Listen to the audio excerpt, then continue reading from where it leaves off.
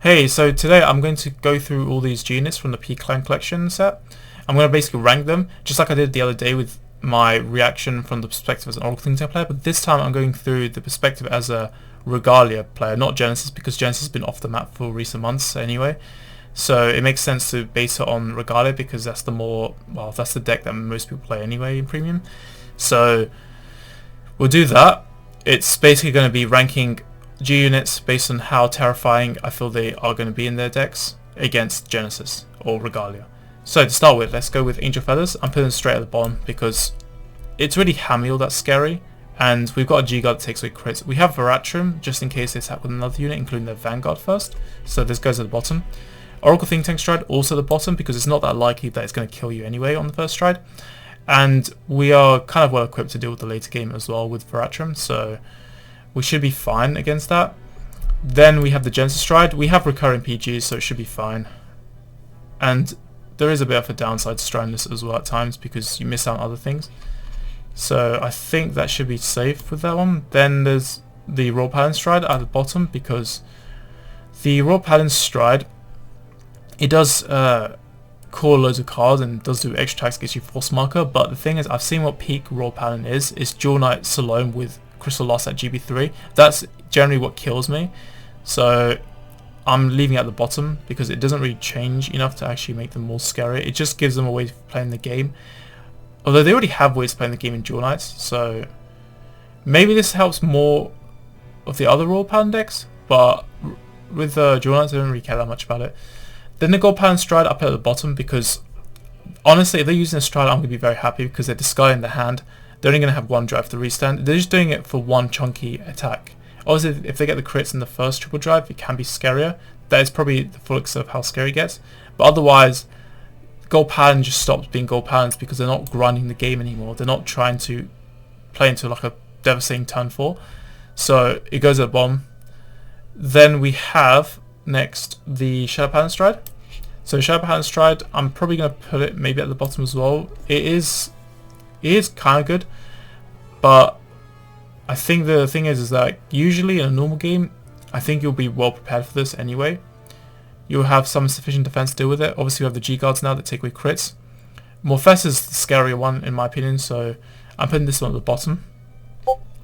Then we have Kagero. I don't really want to be damage denied by this because I do need to use my Counterblast to keep drawing cards, especially if I'm scared of drawing over the cross. So they can really take advantage and exploit my Counterblast resources, and they do that while building hand. So that's something to be wary of. Then we have the Nubatama Stride. So this goes straight in the bottom because we can play around this better. We don't really care as much about the size of our hand or the power of the opponent when we have a G-Guard that literally lets you soul charge your field. So that's stuff that can't be touched by a lot of Nubatama cards. Soul charge your field to deal with 2 attacks. And then we have Veratrum as well. So I'm not going to put this one any higher than that. Then we have the Narukami Stride. You have to be a little careful with it, but it's not going to require too much care. But because of Narukami being able to kind of force you to ride up anyway, it's always been a bit scarier because they can then get Impede Dragon set up because of Generation Break 1. So there is that. But I think just a slight misplay could just hurt in general anyway. Because while you do Sharp Stun Burst anyways, this card kind of also exists. No, actually this is a bit too generous I think. Let's put it at the bottom of Devastating. Then we'll get to the next Dragon Empire Stride, which is the Tachikaze one. So Tachikaze, this is quite good because it can diversify its restanders into multiple units. So if you kill one of them or you make them useless with the G-Guardian, then it will just rely on the other ones. But the thing is that they're not always going to have the best rear guard just flooding the entire field. There's going to be high quality ones than others, which kind of hurts them a bit more if they have to lose the best one. But then the fact that this is on attack to the on gorge and give restand can also make it tricky for me because if I G-Guard against it to try and take away crits, I don't even know like which one they're going to give crit to, and because of that they can then change their decision on where their drive check triggers go, so that timing is actually really good against the G-Guardian. So I would say this is maybe be careful. But obviously it doesn't really power creep Tachikaze that much, if at all. So for that reason I can't really put it higher up. But then we've got the Murakumo stride. So Murakumo, this one is definitely alarming because we can't actually counter this one properly. Our G-Guards and Viratrums definitely won't do anything different because they're spreading their attacks. Again, just like the Tachikaze one, they're spreading their attacks further out. But this isn't even a restand. This is literally just 6 attacks or something because you have the back row now as boosters. Sorry, as attackers. So it lowers the risk. So if one unit gets messed up, then there's loads more units that can keep on trying. So that's why it should be ranked higher up. Maybe I should put it on scary, borderline scary. Then next we have, I think this is pretty much it for the Dragon Empire. So let's move on to Dark States. So Dark States is, let's see, let's go Great Chronicles. So I've been told it's not that good, so I'm going to be careful of putting it too high up. But I do think force markers with multi-attacks, like calling 2 units and then being able to stride this, or no, sorry, call this from your G-zone. I think that's pretty scary, especially in Regalia, because Regalia players don't tend to play cards that trigger, that create power walls, so that makes it a bit more scary because if you don't get your damage triggers then it's going to hurt. So I'm going to put on the be careful. Then Dark Riggers, I'm also going to put some be careful. I'm not going to put it too high up because it's a Counterblast 1 cost, which to be very powerful, it relies on Counterblast anyway because No Life King also takes Counterblast for every time it gets used. And the deck can't even countercharge unless it's on GB1 already, which would be during the main phase to use Monochrome Cat, but this is a battle phase stride, so that doesn't help either. And it's also discard 5, which it's a bit minor, but it does make you feel like you could survive next turn if they have to rely on this. So if you are able to guard, then you can deal with it. But obviously, because it's rewriting as well with No Life King, your G-Guards aren't really going to be that useful against it. So there is that, but you have Varatrum to deal with Enigmatic Assassin, which is still decent, and the G-Guards still can technically be used to some degree to help soften the guard a bit. So maybe I'll just put on the be careful section. Spike Brothers is pretty damn scary, so I'm putting on the alarming. They've always been scary, especially Rising Nova combo now that you've got. They can move their force markers around, and this card's superior course from the deck, these grade 2s, so the multi-attacking kind of frightens me a bit. So I think, and the fact it's Counterblast free as well, and they can rush you with Juggernaut Maximum, I think, I don't really understand Spy Brothers too well, but that in itself makes me even more frightened of them, so I'll put this higher up. Palmoon Stride, it's got Battledore skill. It's from Vanguard attack onwards, and that's a lot of attacks because they have Axel Circle and potentially Nightmare Dot Alice as well. So there is that, which is why I'm going to put high up on Alarming. I don't really like dealing with Battledore skills ever. Like any deck with Battledore skills just hurts too much. That's why I've gotten very interested in cards like Amaterasu and Ichikishima, where you just power up your Vanguard, because if I have to deal with that less, then that's even better. Even Himiko decks are quite good against Battledore skills. Then we have we been through all the Dark States yet? I think we have. Yeah, so let's go through the Space Gate stuff. I'm putting the Nova 1 straight at the bottom, because the G-Guard taking away 2 crits would just ruin an entire turn of this anyway, and it's very risky, this whole stride.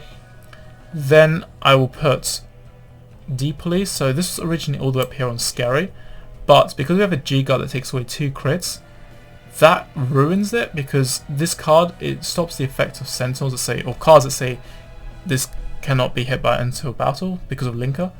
So for that reason, this tumbles all the way down to cute. Then we have the Ling Joker Stride. So this is kind of good for like decks that didn't have multi-attacking before, or non-chaos decks, I guess. But I don't think it's going to do enough. I think there's some cards I'm more scared of than this one in Ling Joker. I don't really mind if they have multi-attacks. I'm more worried about if they're locking my field, so that can stay down there. Then we'll go to Bermuda Stride. So Bermuda, goes high up on alarming, even though it's got the same issue as Momo in that you lose 3 cards from hand, and therefore you might lose high quality Guardian cards. And of course there is the setting up as well. It's scary because if they have like 2 counterblast, they can combine that with Orange and Lupina. And to be honest, I don't really want to damage neither Muda. And the thing is, if they early game rush you, it's much harder because they can put you on higher damage and force you to ride up first as well. And of course 2 CB and they can blow out. But the thing is, even though I could always swing the rear guards to maybe damage deny them, the issue is as well is that if they're playing a Highlander deck, which they will have cards like Orange and maybe Lupina depending on the player, then they will basically put you in a bit of a dilemma, because either way you're damned and doomed. So they will either just build up their hand massive with Alk and Qtire and then just play the game forever. Well, they can just choo-choo you to death later, but they can either do choo-choo or Wiseman loop, or they can just use this next stage on you. So both are scary, and the counterplay is a bit awkward because of that reason, because if you damage deny them, it doesn't help and you might get blown out of the game, or you don't damage deny them but then they'll blow you out of the game anyway. It's just, you're kind of in a bit of a mess really. They blow you out of the game or they blow you out of the game with either one of those plays, which is this stride or Choo-Choo Tirua after building massive hand. And of course the stand trigger crook as well. Then next we have Bartolomeo. So this guy, he was on the scary section because of the battle door skill, but it was a 3-card battle door, and it was also the fact that you can use Skull Dragon. But because we have a G guard that takes away 2 crits, we're also simultaneously putting itself towards guarding 1 attack. And because we have Veratrum, which can basically hand trap a unit, then that means there's literally no reason for this to be scary anymore, and it should go all the way down to Q. It's not going to be that effective because of the defense options we have. Then we go to Aquaforce. So this is a bit better in the late game, but the thing is, as a first stride, it's not Genbolt, so I think that makes it a bit easier. I'd rather deal with maybe some extra attackers, and it does have the Axle Circle, so you can draw, but I think the fact that they have to then play into the late game for it to be more effective, I think, makes me a bit less scared as a Regalia player. So I'm going to put this maybe under the Q section. Then this Green Ninja Stride, I did give it a bit more of a respectable position, I think, in the OT version, but I'm putting it at the bottom because we have Veratrum and we have a G-Guard that takes away crits, so we just destroy their rear guard with any of those defensive cards. It just ruins their whole turn. Then we have the Near Nectar Stride. So Near Nectar, I'm going to put this one under maybe the Q section, because we have G-Guards take away 2 crits and Veratrum again, so, and they're restanding rear guards. So the thing is that we can ruin 2 attacks easily, and they can be blooming huge attacks, every pun intended. So I think this goes under Q for that reason. Then lastly, okay, we haven't put a single scary stride, but this is definitely scary because Gridora is very oppressive in that it stops me from using G-Guards, and those G-Guards are very important because they soul charge, and by soul charging I can then use Minerva's GB3, which is to restand my whole field. But to do that, I need to have GB3, and of course if G-Guards aren't working, if I don't even have 2 G units face up when I stride, sorry, 2 G units face up in my G zone, which I can't do that with Marduk, then I'm going to have to rely on my hand to get soul. And if this stride is going to cause me, because it activates from the G zone, if it's going to cause me to have a weaker Vanguard and I'm then forced to guard, that risks me dropping combo pieces like Var, Hemera, Exorcism Regalia in order to defend myself.